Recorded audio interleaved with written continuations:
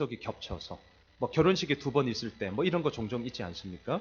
자, 누군가 나를 대신하여서 사람을 보낼 때가 있는데 그 보냄받은 사람은 그 순간만큼은 자신을 파송한 사람과 동일한 대표성을 가지고 그 자리에 가는 것이죠. 우리가 뉴스 보았지만 지난 22일 이낙연 총리가 문재인 대통령의 친서를 들고 일본에 방문했습니다. 대통령이 아니죠, 총리죠. 하지만 대통령을 대신하여서 일본에 파송되었기 때문에 그 순간만큼은 우리나라를 대표하는 사람으로서 그 자리에 간 것이죠. 자, 이처럼 누군가 나를 대신하여서 그 사람을 보낸다는 것은 단지 다른 사람을 보내는구나 이런 차원으로 끝나지 않습니다. 그건 너무 나이브한 생각이죠. 다른 사람을 보낸다는 것은 무엇일까요? 그 사람은 나와 똑같습니다라는 대표성을 가지고 있겠죠. 그리고 더 중요한 것, 그 사람이 하는 메시지는 곧 나의 메시지입니다. 라는 그런 의미를 가지고 있습니다.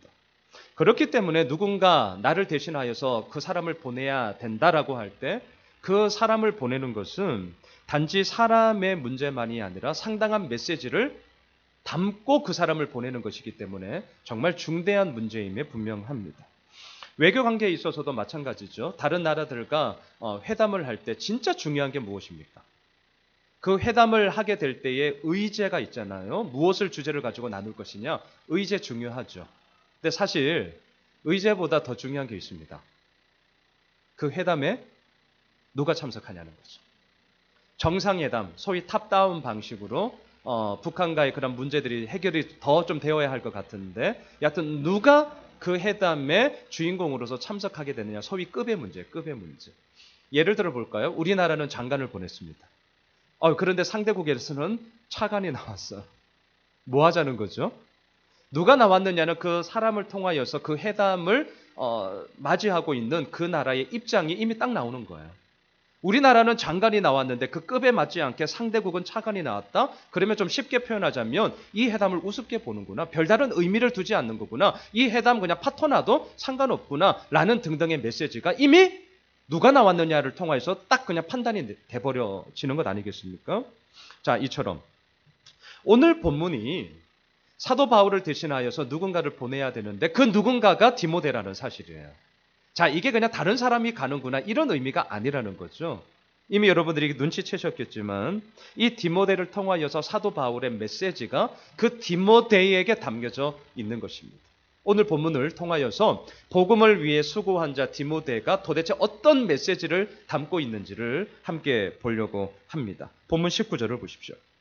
오늘 보면 19절 같이 읽겠습니다. 시작. 내가 디모데를 속히 너희에게 보내기를 주 안에서 바람은 너희의 사정을 알므로 안위를 받으려 함이니. 자, 디모데를 보내는 목적은 단순합니다. 사도 바울이 지금 로마 감옥에 갇혀 있는데 자신의 근황을 빌립보 교회 성도들에게 알리고자 함입니다. 또한 빌립보 교회 성도들이 어떻게 지내는지 그 근황을 사도 바울 역시 알고 싶었기 때문에 디모데를 대신하여서 보내려고 합니다. 상호간에 주고받는 소식을 통해서 격려도 하고 지지와 인정을 통해서 상호간의 안위를 바꾸자 지금 디모데를 보내고 있습니다. 지금 감옥에 있는 사도 바울의 입장에서는요, 그 소식을 알고 또한 내 소식을 전하고자 하는 메신저로서 이러한 디모데를 대신 파송하고자 하는 것은 너무나 합당한 방법 중에 하나였죠. 자, 계속해서 20절을 한번 보시죠. 이 디모데가 어떠한 메시지를 담고 있는지를 보세요. 본문 20절입니다. 시작. 이는 뜻을 같이 하여 너희 사정을 진실히 생각할 자가 이밖에 내게 없습니다. 자, 여러분 이 구절은 사도 바울이 디모데를 얼마나 절대적으로 신뢰하고 있는지를 우리들에게 보여주는 구절입니다. 자, 보세요. 사도 바울이 왜 디모데를 대신하여서 보내려고 하느냐? 첫째, 20절을 잘 보세요. 이는 왜냐하면 뜻을 같이 하는 자였기 때문입니다. 원어를 보면 동일한 호흡을 갖고 있다라는 뜻을 갖고 있습니다. 그림이 그려주시죠? 동일한 호흡을, 한 호흡을 하고 있다. 이게 무슨 말입니까? 생각하는 것, 추구하는 것, 어떠한 사건이 벌어졌을 때 그 사건을 해석하는 것, 의미를 가지는 것, 이런 것뿐만이 아니라 또한 생각하고 추구하고 의미를 가진 것이 내 삶의 손과 발로 행동이 되어져야 되는데 심지어는 그 행동하는 것까지도 한 호흡으로 함께 그 길을 걸어가는 자라는 것이죠. 동일한 호흡을 가진 자가 바로 디모데였습니다. 그러니 사도 바울의 입장에서 디모데 이렇게 이름을 부르면서 그의 머릿속에 디모데를 생각할 때 얼마나 든든하겠어요. 왜? 한 호흡을 가지고 함께 그 사역을 감당하는 자로 서 있었기 때문에 이 디모데만큼 절대적인 신뢰를 줄 수밖에 없는 것이죠. 또한 두 번째, 사도 바울이 왜 자기 자신을 대신하여서 디모데를 파송하려고 하느냐? 20절 중반을 보세요. 뭐라고 얘기합니까? 너희의 사정을 진실히 생각할 자가 디모데이기 때문이다. 이렇게 얘기를 합니다. 자, 여기서 진실이라고 해석된 이 단어를 원어를 보니까 우리가 흔히 생각하고 있는 것과는 조금은 달라요. 원어의 쓰임새를 보니까 1차적으로는 진실이라는 단어가 어디에 쓰이냐면 친족, 가족 관계에 쓰이는 단어였습니다. 그러니까 결혼해서 태어난 아니면 합법적으로 태어난 이런 등등의 의미로 다른 본문에서 쓰일 때도 있습니다. 자, 그렇다면 한번 생각해 보십시오. 너희의 사정을 진실히 생각할 자다라고 할 때 이 진실이 생각한다는 것이 무슨 의미냐라는 거죠. 흔히들 진실이 생각한다라고 할 때 아마 이 정도 의미이지 않을까요? 남들보다 좀 더 깊게 고민하는 거, 아니면 남들보다 좀 더 신중하게 생각하는 거, 아니면 남들보다 좀 더 많이 생각하고 더 나아가서는 다른 이해관계 속에 얽매이지 않고 그 속에서 정직함으로 그 사람을 대하는 거. 뭐 이런 의미로서 우리는 참 저 사람 진실해, 저 사람 참 정직해, 저 사람 참 올고다, 이런 단어들을 우리가 종종 쓰죠. 물론 그런 의미 있습니다. 그런데 오늘 본문에서는 그러한 의미를 뛰어넘는 진실이라는 단어는 다른 말로 바꾸면 뭐가 되느냐? 자기 가족을 대하는 마음이에요. 자기 가족을 대하는 마음. 여러분, 우리 자녀들이 실수할 때가 있습니다. 때로는 사고 칠 때가 있어요. 때로는요, 문제를 일으킬 때가 있습니다. 자, 그때 우리가 부모로 서 있고 또 앞으로 부모 될 분들도 계시는데, 자, 부모로서 어떻게 하시겠습니까? 오늘 본문처럼 진실이 생각할 자, 다시 말할까요? 남들보다 좀 더 깊게 고민하고 남들보다 좀 더 많이 생각하고 남들보다 신중하게 판단하고 또한 다른 이해관계 속에 얽매이지 않고 그냥 정직하게 행동하는 것, 맞는 말이에요. 근데 여기까지만 그친다면 그건 참 죄송하지만 부모라고 할 수 있을까요? 여러분들 어떠세요? 남들보다 신중하게 생각하고 남들보다 정직하게 판단하고 다른 이해관계 속에서 얽매이지 않고 정말 있는 그대로 보는 것, 그것으로만 끝난다면 그게 부모라고 할 수 있겠냐고요? 쉽지 않을 겁니다. 부모라면 어떨까요? 사고친 그 아들을 책망해야죠. 질책해야 됩니다. 그냥 오냐 오냐 해서는요, 그 아들 망치는 거예요. 절대 그렇게 해서는 안 됩니다. 하지만 책망과 질책과 함께 그 아들이 그것을 깨닫고 돌아올 때에 돌아올 수 있는 품이 되어줘야 되죠. 누가복음 15장을 정말 많은 사람들이 다 좋아합니다. 이유가 무엇일까요? 둘째 아들의 모습, 때로는 첫째 아들의 모습으로서 우리가 연약함을 늘 가지고 있기 때문이죠. 아버지의 재산을 미리 당겨서 다른 나라에 가서 허랑방탕하게 모든 것을 다 낭비하였습니다. 먹고 살 것이 도저히 없자 그제서야 자신의 아버지가 누군지를 알고 그 둘째 아들은 터벅터벅 돌아오죠. 바로 그때 아버지는 거리가 멀다 하여도 그 아들을 알아보고 먼저 달려가 그를 껴안고 허깅하고 입 맞추고 내 아들이, 죽었던 아들이 다시 살아왔나라고 잔치를 벌이면서 그 아들의 아들됨을 다시금 복권시켜줍니다. 회복시켜줘요. 사람들은 상처를 받으면 보복하고 싶죠. 보복하고 싶어요. 어쭈 이것 봐라. 하나님은 상처를 입으시잖아요. 어떤 줄 아세요? 보복이 아니라 회복시켜주세요. 이 놀라운 하나님의 은혜의 이야기를 우리가 알고 있기 때문에 하나님 아버지라고 할 때 그 아버지 된 하나님을 우리는 언제나 기뻐하며 언제나 그 하나님을 의지하죠. 그게 아버지라면 우리도 마찬가지라는 것입니다. 자녀들을 생각하는 마음으로 또한 내 가족을 생각하는 마음으로, 그게 뭐냐고요? 진실이 생각하다라는 말의 의미라는 것이죠. 사도 바울이 보기에 디모데는 그러한 자였습니다. 정말 가족을 대하는 마음으로 모든 만나는 사람들을 기꺼이 대하는 정말 진실된 자였습니다. 자, 오늘 본문 20절은 분명히 사도 바울이 디모데를 향한 절대적인 신뢰와 또한 그 디모데를 향한 정말 사랑스러운 마음이 꽉 담겨져 있는 구절이 분명합니다. 분명해요. 자, 그런데 이제부터 좀 보시죠. 20절을 다른 관점으로 한번 보시면 마냥 좋은 이야기는 아니에요. 자, 마지막을 보세요. 마지막. 뭐라고 얘기하죠? 이 밖에 내게 없다. 무슨 말입니까? 디모데 외에는 그러한 사람이 나에게 없다라는 거예요. 어떻게 읽혀지세요? 말씀을 묵상을 하면서 이밖에 내게 없다. 디모데밖에 없다는 것인데, 디모데 외에는 다른 사람이 나한테 없다라는 것인데, 이 말이 마냥 좋은 의미로서 절대적인 신뢰 분명한데요. 절대적인 사랑 분명한데, 그럼에도 불구하고 소위 말끝이 묵상을 하는 가운데 저에게 되게 씁쓸함으로 이렇게 올라왔어요. 씁쓸하다. 이유가 있습니다. 왜냐하면 지금 사도 바울이 빌립보 성도들에게 편지를 쓰고 있는 이때까지 그동안 무려 3번에 걸쳐서 선교 사역이 있었습니다. 우리가 잘 아는 것처럼 1차 선교 사역 AD 47년부터 49년까지 대략 한 2년간 이루어졌는데, 그가 움직였던 여정의 거리를 계산을 해보면 대략 한 2200km가 돼요. 2200km. 어마어마한 거리입니다. 비행기가 있었던 것도 아닙니다. 도보로 배를 타고 그렇게 전했던 것입니다. 2차 선교 사역이 AD 49년부터 52년까지 대략 3년간 한 5000km의 여정의 거리를 움직이면서 선교 사역을 했어요. 마지막 3차 선교 사역이 AD 53년부터 58년까지 대략 5년간 한 5500km의 긴 여정을 움직이면서 주의 말씀을 전했습니다. 어마어마한 사역을 감당했어요. 하지만 이 사역을 사도 바울 혼자 어떻게 감당합니까? 말이 안 되는 거죠. 사도 바울의 사역을 도우는 동력자들이 있었습니다. 사도 바울을 따르는 제자들도 있었습니다. 또한 그가 그 선교지에 가서 말씀을 전할 때에 이 사도 바울을 통하여서 예수 그리스도의 복음을 깨닫고 그 복음을 붙잡고 그 복음 안에서 살아가는 많은 믿음의 사람들도 있었습니다. 그런데 지금 그 사람들 다 어디 간 거예요? 지금 이 구절이요, 마냥 좋은 구절로만 읽으시면 안 돼요. 디모데 밖에 나한테는 없다라는 이 구절이 저는 되게 씁쓸하게 들어왔다니까요. 그 수십 년 동안 선교 사역을 통하여서 정말 엄청난 많은 사람들을 회복시키며 변화시키며 하나님의 사람으로 일구어 세웠는데 지금 어디에 간 거예요? 제가 목사라서 아마 이런 구절이 더 크게 들어왔나 봅니다. 예수홈의술교회가 이제 2년 됐어요.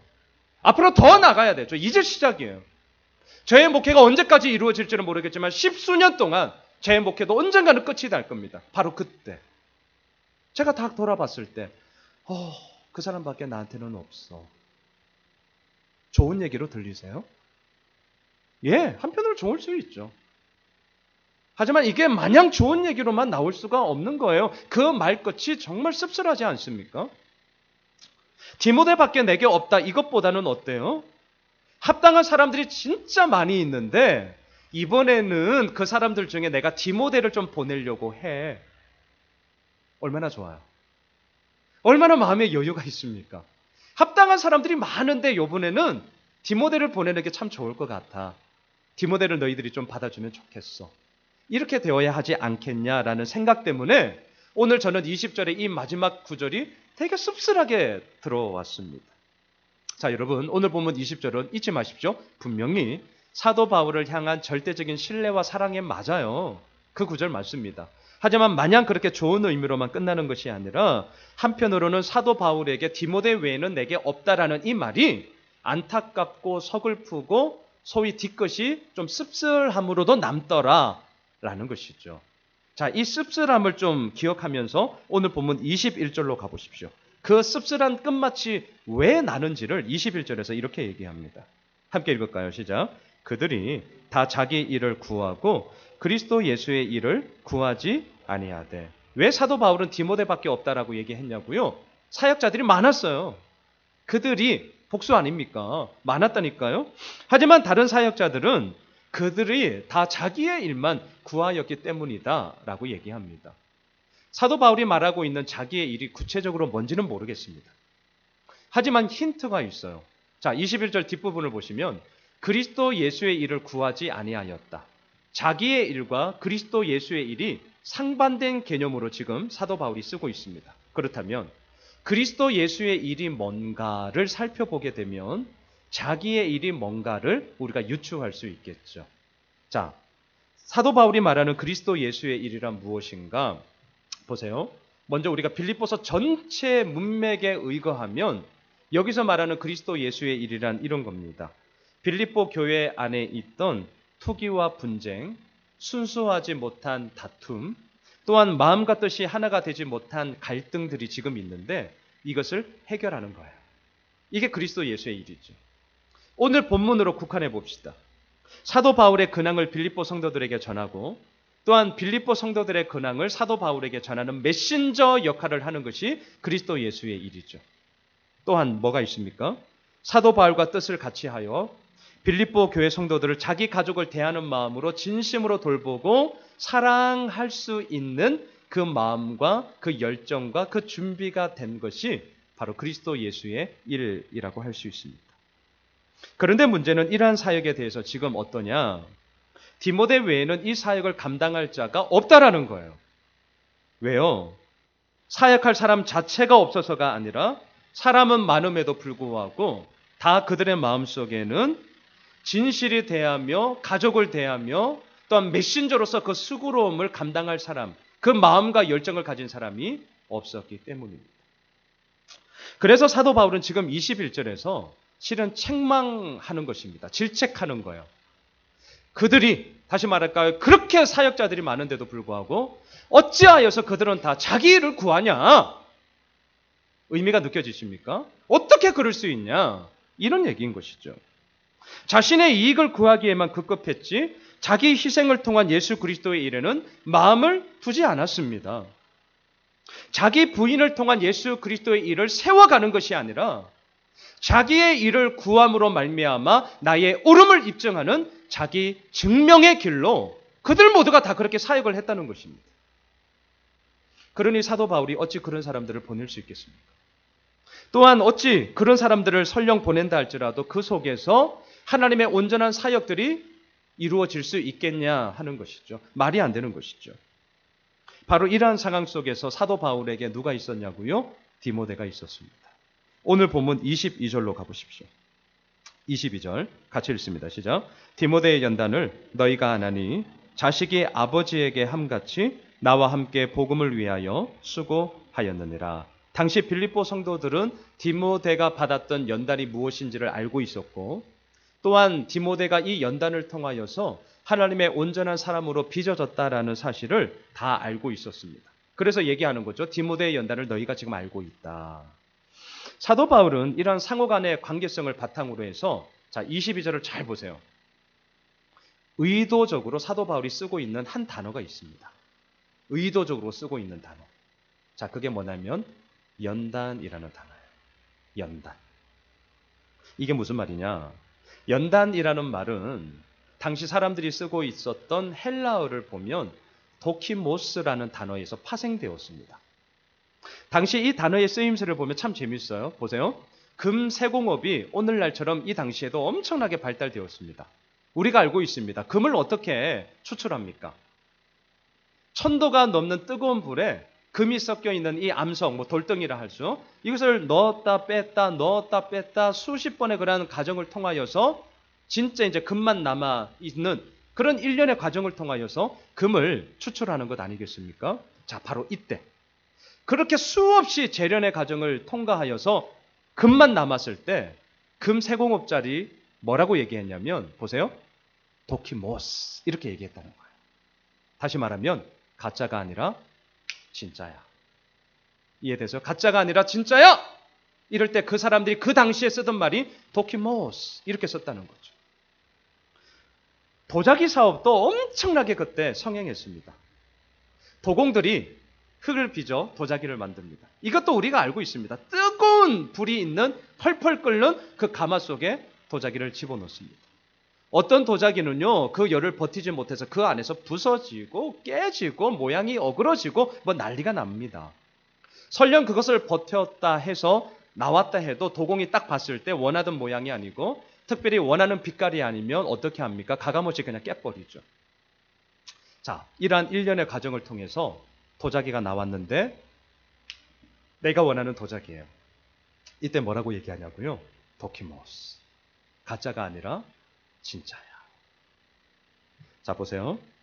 지금 사도 바울은요, 이 빌립보서 편지를 통하여서 나를 대신하여 보내는 디모데가 어떠한 메시지의 사람인지를 지금 계속 강조하고 있습니다. 그러면서 의도적으로 디모데의 연단을 너희가 안 하니, 우리는 한글로 보니까 그냥 연단, 참 힘겹고 어려운 과정을 보냈구나. 예, 맞아요. 그냥 그렇게 넘어가지만 이 도키모스라는 단어를 이 당시 사람들은 딱 보았을 때 어떻게 느끼냐고요? 가짜가 아니라 진짜야. 짝퉁이 아니에요. 진짜라니까요, 진짜. 여러분, 자신을 대신하여 누군가를 보낸다는 것은 단지 다른 사람을 보내는구나 이런 차원이 아닙니다. 자신을 대신하여 누군가를 보낸다는 것은 그 순간만큼은 나와 같다는 동일성을 가지고 있고 대표성을 가지고 있고, 더군다나 그 사람의 메시지는 곧 나의 메시지야. 너무나도 중요한 자리를 차지하고 있는 것이죠. 그러니 아무나 보낼 수 없습니다. 아무나 사람을 세울 수 없습니다. 지금 사도 바울에게는 디모데가 누굽니까? 도키모스. 가짜가 아니라 진짜라는 거죠. 그리고 그 가짜가 아니라 진짜여야 했던 이 디모데를 통하여서 너희들에게 전하는 메시지가 이제 디모데를 통하여서 전달되어질 거다. 이 얘기를 하고 있는 것입니다. 자, 보십시오. 디모데의 연단을 너희가 안 하니. 디모데는 분명 이 연단의 과정을 통해 도키모스, 가짜가 아니라 진짜가 되었습니다. 그리고는 사도 바울이 말하는 것처럼 자식이 아버지에게 함같이 사도 바울과 이 디모데의 동력의 관계는요, 그저 뭐 담임 목사와 부목사 뭐 이런 그냥 그러한 관계가 아니라 정말 아버지와 아들의 부자 관계로서 이들의 모든 동력이 이루어졌습니다. 자, 저는 오늘 설교를 준비하면서 여기서 갑자기 궁금해졌어요. 자, 뭐가 궁금해졌냐 이거예요. 디모데는 사역을 하면서 도대체 무슨 연단을 받았기 때문에 도키모스, 가짜가 아니라 진짜라고 얘기하는 걸까? 또한 두 번째, 도대체 사도 바울과 디모데 사이 속에는 무슨 일이 있었기 때문에 자식이 아버지에게 함같이 마치 아버지와 아들 이 부자 관계의 용어를 통하여서 이렇게 추천하고 있을까? 되게 궁금하기도 하고 부럽기도 하고, 와, 나도 그런 삶의 관계 속에 들어가면 좋겠다, 이런 마음들이 들더라고요. 자, 그래서 디모데의 삶을 한번 이제부터 추적해 보려고 합니다. 간략하지만 여러분들, 우리가 함께 추적하는 이 말씀을 통해서 과연 디모데의 연단이 무엇이었는지를 한번 잘 들여다보시고요.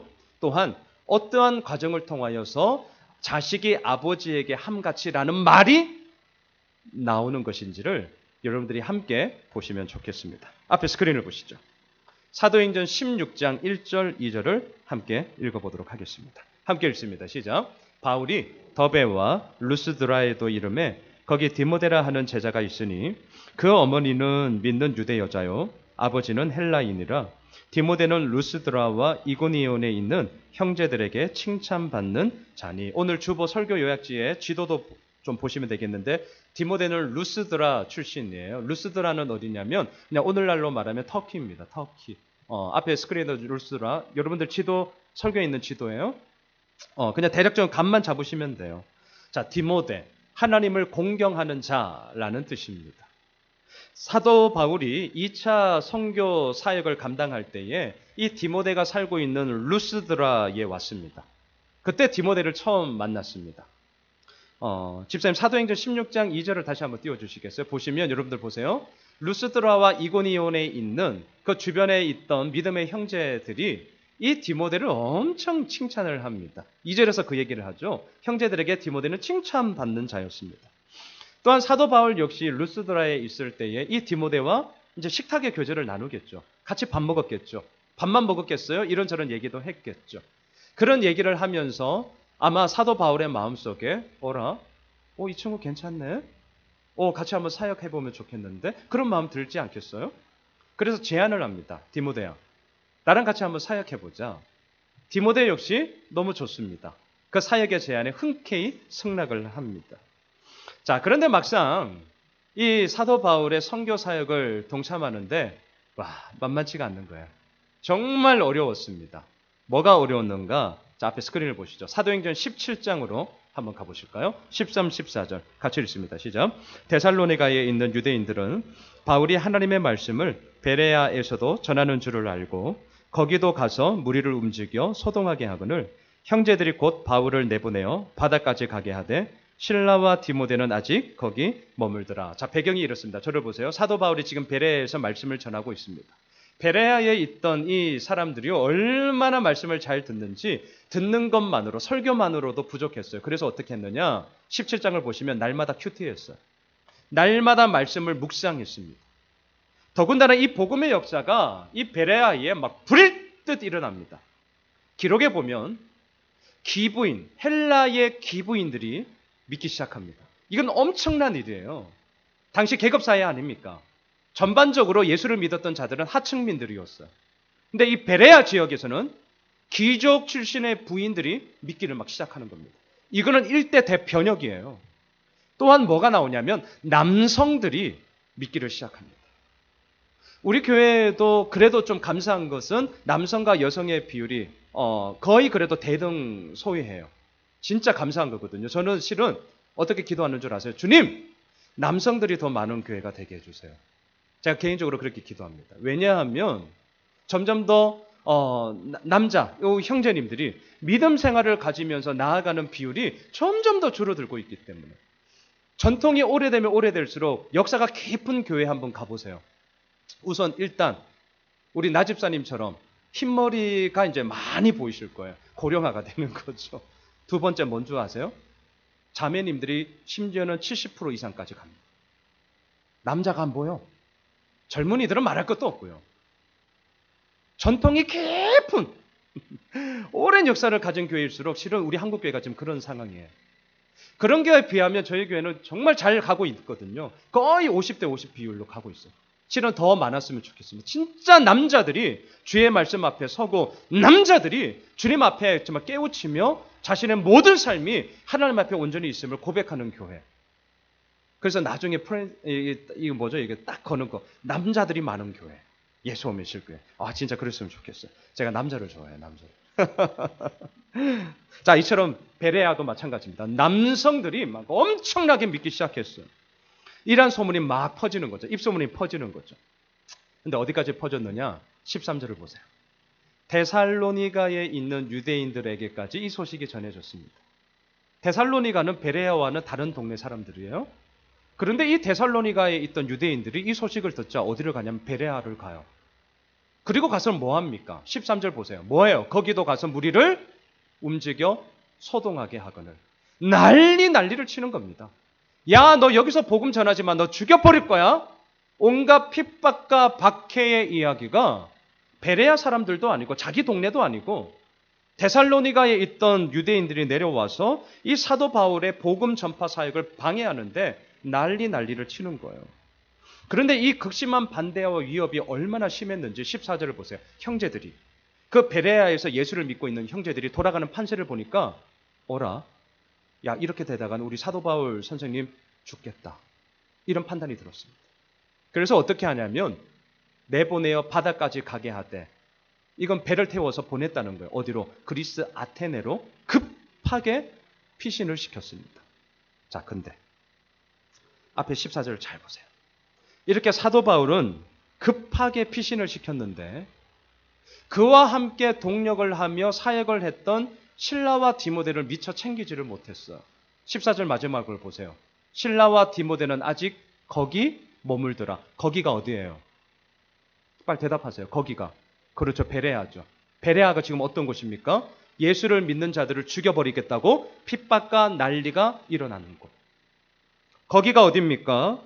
복음 전하는 자들을 방해하며 소동이 벌어지고 있는 곳이었습니다. 거기가 어디입니까?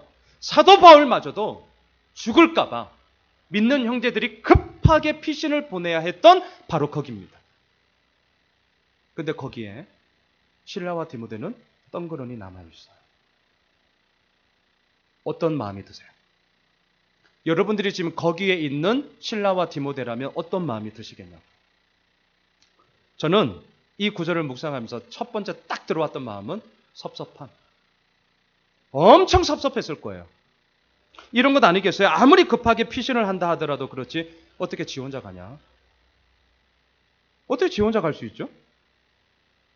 그렇게 앞에서는 예수 그리스도의 복음이 어떻고 저떻고 막 그러더니 죽게 되니까 지만 가.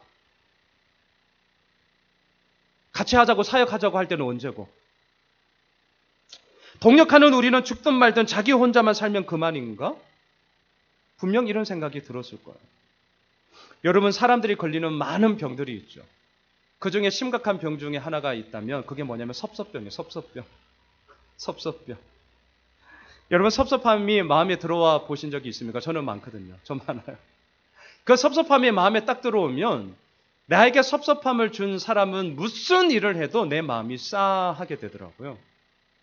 미운 놈은 뭘 해도 미운데 더 미울 때가 언제인 줄 아세요? 그 미운 놈이 또 똑바른 일을 해. 옳은 일을 해. 좋은 일을 해. 그러면 더 미워요. 야, 이게 인간의 마음이에요. 섭섭병도 똑같아요. 내 마음이 뭔가 섭섭하잖아요. 마음에 싸움이 들어오잖아요. 그놈이 뭔 짓을 해도 그놈이 망해야 되는데, 없어버려야 되는데 그렇지 않고 좋은 일을 하고 더 온전하게 살아가면 더 내 마음이 배알이 꼬여가지고 더 힘들어질 때가 있더라고요.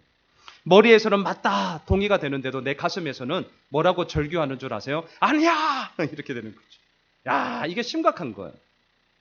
자, 지금 베레아에 남겨진 실라와 디모데를 한번 생각해 보세요.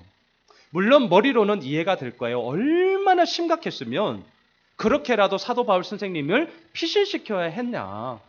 예, 머리로는 이해가 되죠.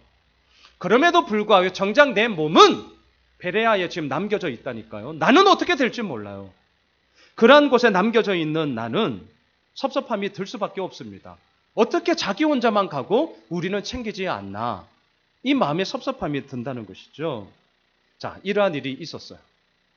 자세한 사항은 성경에서 더 나오지 않기 때문에 우리가 알 수 없지만 더 중요한 것은 이러한 일이 있고 난 후 어떻게 하는 줄 아십니까? 앞에 스크린을 보시죠. 사도행전 18장 5절로 가겠습니다. 같이 읽습니다. 시작. 실라와 디모데가 마게도냐로부터 내려오매 바울이 하나님의 말씀에 붙잡혀 유대인들에게 예수는 그리스도라 밝히 증언하니, 사도 바울은 급히 피신하여 그리스 아테네에 갔지만 18장 5절에서는 그 아테네를 거쳐서 고린도에서 지금 말씀을 전하고 있을 때입니다.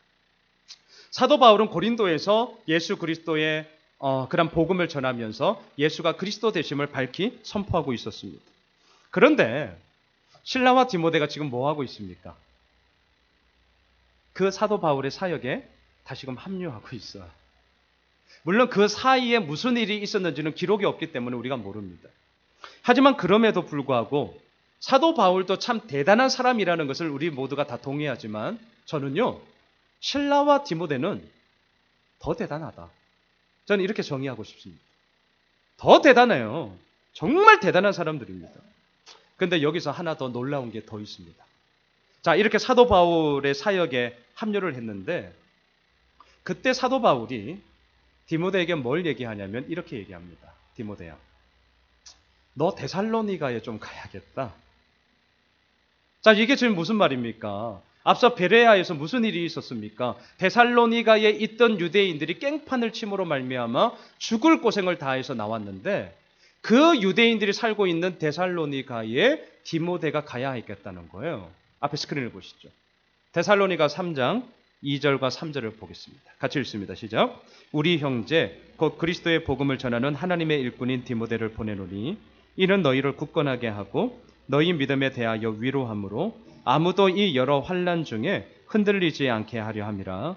우리가 이것을 위하여 세움받은 줄을 너희가 친히 알리라. 우리를 같으면 어떻게 하시겠습니까? 너 데살로니가에 가. 저 같으면 두 손 두 발 다 들고 나는 못한다고 할 거예요. 정 그렇게 가야 한다면 그냥 사도 바울 선생님이 가십시오. 아마 저 같으면 이렇게 얘기했을 것입니다. 물론 세상에 쉬운 것 없습니다. 물론 세상에 그저 되는 것 없습니다. 하지만 쉬운 게 없다 하여서 반대로 어려운 것만 골라서 우리가 해야 합니까? 그렇지는 않습니다. 그저 되는 것이 없다 하여서 그러면 반대로 그저 안 되는 것, 힘들고 어려운 것, 정말 고생스러운 것만 우리가 골라서 그 일만 해야 되냐고요. 그런 거 아니잖아요.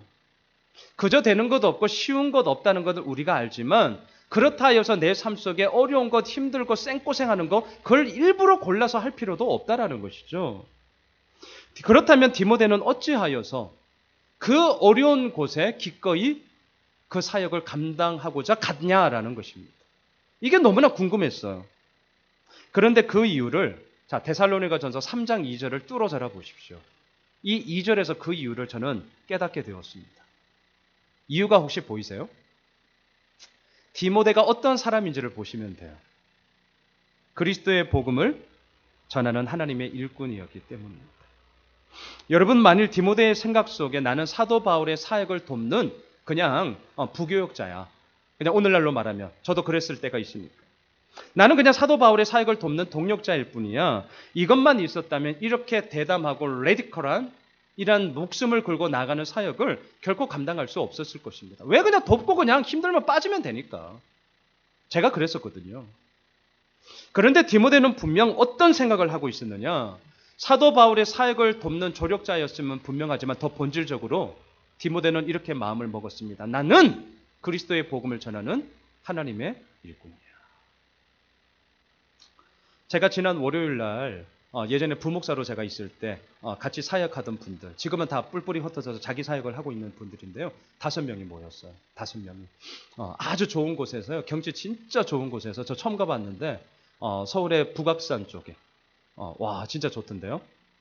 정말 멋진 곳에서 밥 먹고 같이 수다 엄청 떨었습니다. 그 중에 한 분이 내년 말에 이제 교회를 개척하기로 결정을 한 분이 계셔요. 그래서 이런저런 얘기를 나누다가 그분이 이렇게 얘기를 하더라고요. 한 달 전에 자기가 섬기고 있는 이제 목사님에게 면담을 하면서 이렇게 얘기를 했다는 거예요. 목사님, 저 내년 연말에 교회를 이제 개척하려고 합니다. 이렇게 얘기를 했어요. 그랬더니 그 목사님이 이렇게 대답을 하시더래요. 잘했다. 잘했다. 대형교회 부목사로 오래 있는 거 목사로서는 그렇게 좋은 게 많지는 않아.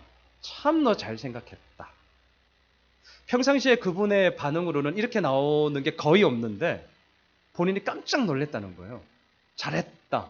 칭찬하고 지지하고 격려해 주는 것이 자기에게 얼마나 큰 힘이 되었는지 모른다. 이제 이런 얘기들을 우리가 나눴거든요. 자, 제가 왜 이 얘기를 하느냐, 여러분. 나는 그리스도의 복음을 전하는 하나님의 일꾼이다. 우리가 다 동의를 하죠. 그리고 말로는 얼마든지 이렇게 얘기할 수 있습니다. 하지만 이 말이 정작 내 삶에 뚫고 들어오는 그러한 삶을 살아내야 하는 이야기가 될 때는 이게 쉽지가 않습니다. 때로는 복음을 전하지만 환경의 얽매인 일꾼으로 나락할 수 있습니다. 조건과 상황의 일꾼으로 그것에 매일 때가 있습니다. 대형교회 부목사로 오래 있는 거 그거 그렇게 목사로서 좋은 건 아니야.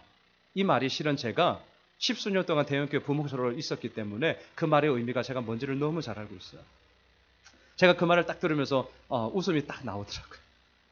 그래서 그 목사님과 대화를 나누면서 저의 어려움도 얘기했고 왜 그렇게 얘기하는지를 저는 알겠노라고 얘기를 나누었습니다. 그러면서 다시 한번 저도 보았어요. 나는 그리스도의 복음을 전하는 하나님의 일꾼이야. 이 말이 진짜 나에게 그렇게 이루어지고 있는가? 이 생각이 들었습니다. 여러분, 디모데는 사도 바울의 동력자였습니다. 하지만 이전에 그리스도의 복음을 전하는 하나님의 일꾼이었습니다. 훗날 디모데는 사도 바울과 함께 사역하지 않고 떠납니다. 그리고 에베소라는 곳에서 담임 목사로 사역을 합니다. 함께 동역하지는 않았고 함께 있지는 않았지만 그럼에도 불구하고 사도 바울과 이 디모데의 동력의 관계는 더 뗄래야 뗄 수 없는 끈끈함으로 묶여졌죠. 사도 바울이 마지막으로 쓴 편지가 디모데 후서입니다. 그래서 우리는 종종 유언과 같다 이렇게 얘기를 하는데요. 자, 마지막으로 앞에 스크린을 보시죠. 디모데 후서 1장 2절로 4절을 읽겠는데 보시면서 이 디모데를 향한 사도 바울의 마음이 어떤지를 한번 새겨보세요. 같이 읽습니다. 시작. 사랑하는 아들 디모데에게 편지하노니 하나님 아버지와 그리스도 예수 우리 주께로부터 은혜와 긍휼과 평강이 내게 있을지어다. 내가 밤낮 간구하는 가운데 쉬지 않고 너를 생각하여 청결한 양심으로 조상적부터 섬겨오는 하나님께 감사하고 내 눈물을 생각하여 너 보기를 원함은 내 기쁨이 가득하게 하려 함이니. 사도 바울의 마음이 2절에서 단박에 보이시죠. 내 사랑하는 아들 디모데야. 그리고 디모데는 사도 바울에게 있어서 정말 사랑하는 아들이었기 때문에 밤낮을 가리지 않고 예수 그리스도로부터 오는 은혜와 긍휼과 평강이 그에게 넘치기를 정말 날마다 눈물 뿌리며 사도 바울은 기도했습니다. 4절도 한번 띄워주시겠어요, 집사님? 4절. 네, 마지막을 보세요. 내가 너를 보기를 원하는데 뭐라 그럽니까? 너를 보면 내 기쁨이 가득하게 돼. 자, 여러분, 보는 것만으로도 내게 기쁨이 되는 사람이 누가 계세요? 그냥 그 사람을 보는 것만으로 내 마음이 너무 좋은 거. 아내가 있죠? 남편이 있겠죠. 정말 내가 사랑하는 사람이죠. 제가 새벽 기도 마치고 집에 가면 우리 애들 다 자고 있거든요. 자고 있는 모습을 보면 그냥 좋은 거죠. 근데 진짜 좋아요. 왜 사랑하니까. 자, 사도 바울의 마음이 보이십니까? 내가 너를 보기 원하는데 왜 너를 보기 원하느냐? 너만 보면 나는 좋아. 이거야. 너만 보면 나는 좋아. 왜요? 사랑하니까. 그리고 우리가 읽지는 않겠지만 디모데후서 4장 마지막 부분을 보면 뭐라고 얘기하냐면 너 빨리 와. 나 너 보고 싶다. 빨리 와. 겨울이 오기 전에 어서 와. 이렇게 재촉을 합니다. 자, 보세요. 사도 바울과 디모데는 아버지와 아들이었습니다. 그것은 힘겹고 어려운 사역의 현장 가운데 서로를 의지하고 서로에게 힘이 되고 때로는 섭섭함도 있었어요. 하지만 그 섭섭함의 과정을 딛고 일어서서 하나님의 복음을 전하는 하나님의 일꾼으로서 때로는 같이, 때로는 각기 그 삶의 자리를 이들 모두가 지탱하고 있었기 때문입니다. 이러한 과정을 함께 겪었기 때문에 오늘 빌립보서 2장 22절을 다시 한번 보십시오. 자, 이러한 과정들을 머릿속에 넣고 22절을 보시면 이게 그냥 읽혀지지가 않을 거예요. 마지막 읽고 정리하겠습니다. 시작. 디모데의 연단을 너희가 아나니 자식이 아버지에게 함같이 나와 함께 복음을 위하여 수고하야 하느니라. 이 연단이라는 말, 자식이 아버지의 함같이라는 말, 그리고 수고하였다는 말이 그냥 책상 앞에서 감옥 안에서 그냥 쓰는 편지가 아니라 이러한 십수년의 과정을 통하여서 하나님께서 이루어 가신 도키마조, 가짜가 아니라 진짜의 그 연단의 과정이 이들의 삶 가운데 있었기 때문입니다. 말씀을 정리하겠습니다. 하나님은 우리의 아버지가 되셨고 우리는 하나님의 자녀가 되었습니다. 그 놀랍고 그 영광스러운 은혜가 이미 예수를 믿는 우리들 가운데 주어졌습니다. 행여나 연단이 있으십니까? 너무나 아프고 힘겹고 무거우십니까? 절망하지 마십시오. 포기하지도 마세요. 디모데의 연단이 도키마조, 가짜가 아니라 진짜로 빚어가는 과정이었듯이 하나님 아버지께서 자녀된 우리에게 빚어가는 이 연단의 과정은 가짜가 아니라 진짜가 되어지는 도키마조가 될 것입니다. 그 하나님만을 바라보며 그 아버지 되심을 바라보며 오늘도 우리 함께 걸어갑시다. 예수와 함께 걸어가고요. 예수와 함께 복음을 위하여 수고하고 예수님과 함께 기뻐하며 즐거워함으로 말미암아 우리는 다른 누군가를 대신하여 기꺼이 파송을 받을 수 있는 자로 복음을 위해 수고하는 자로 우리들의 삶의 메시지가 전달될 것입니다. 그렇게 이루실 하나님을 바라보며 이번 한 주간도 승리하는 우리 모두가 되시기를 주님의 이름으로 축원합니다.